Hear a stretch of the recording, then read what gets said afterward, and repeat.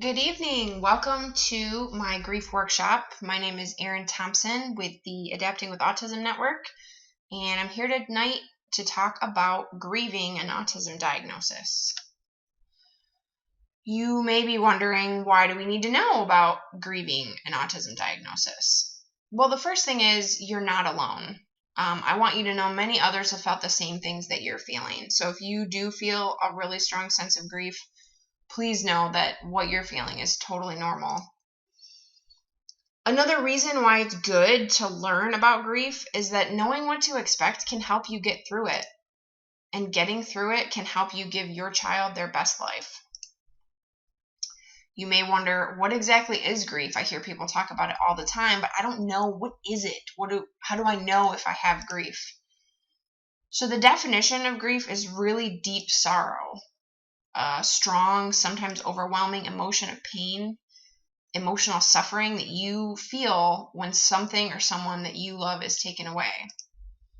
You might experience all kinds of difficult and unexpected emotions, or you might feel numb and removed from daily life, unable to do all the regular things that you need to do because you're just so saddled with a sense of loss. Grief is a completely natural reaction to loss. And it's interesting because it is universal, meaning that everyone feels grief when they experience loss, but it's also so personal. No two people will feel grief exactly the same way. Grief may even affect you physically. You might have a hard time sleeping or eating or thinking straight. You might feel fatigued, tired all the time. You might feel nauseous, sick to your stomach, have lowered immunity, like actually might be more susceptible to getting sick. You could have unexpected weight loss or weight gain. You might even feel physical aches and pains from the deep sense of grief that you feel. Please know that unfortunately you can't control the grieving process. But now that you're here and you're ready to learn a little bit more about it, hopefully you'll be better prepared to go through it. So there are 5 traditional stages that Elisabeth Kubler-Ross wrote about. There are 2 that have been sort of added since then, and I'm not going to go into those a ton, but I do list them here just so you know what they are.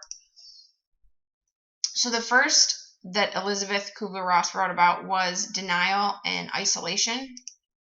There's also anger, bargaining, depression, acceptance. And then the 2 additional stages that I've read about recently are shock and disbelief and guilt. So to me, shock and disbelief sort of go along with denial and isolation.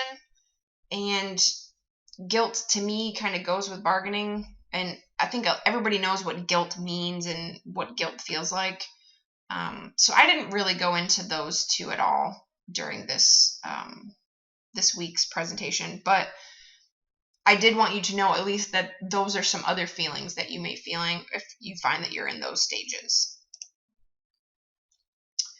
So the grieving process, there is no normal timetable for grieving.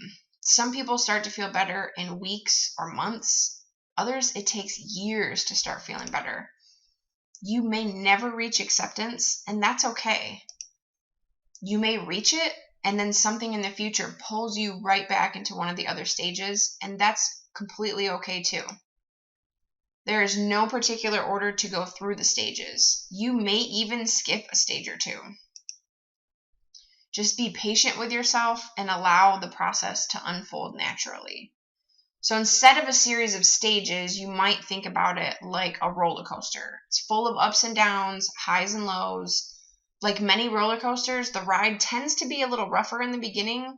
The lows may be deeper and longer. The difficult periods should become less intense and shorter as time goes by. But it takes time to work through this. Even years after, you may still experience a strong sense of grief.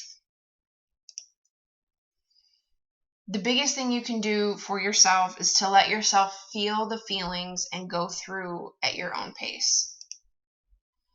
So tonight it would be great if you could post in the comments below and let us know, did you feel grief after you received your child's diagnosis? there are a lot of people that don't feel grief at all. They actually kind of knew before they got the diagnosis that that was what was going on.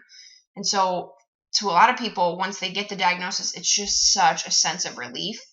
And that is wonderful if that happened for you and you didn't experience any grief. That's fantastic. Either way, honestly, just post below and let us know. This is a safe space. We're all in this together. So please feel free to share your feelings and whether you felt grief or not, or whether you felt relief or not.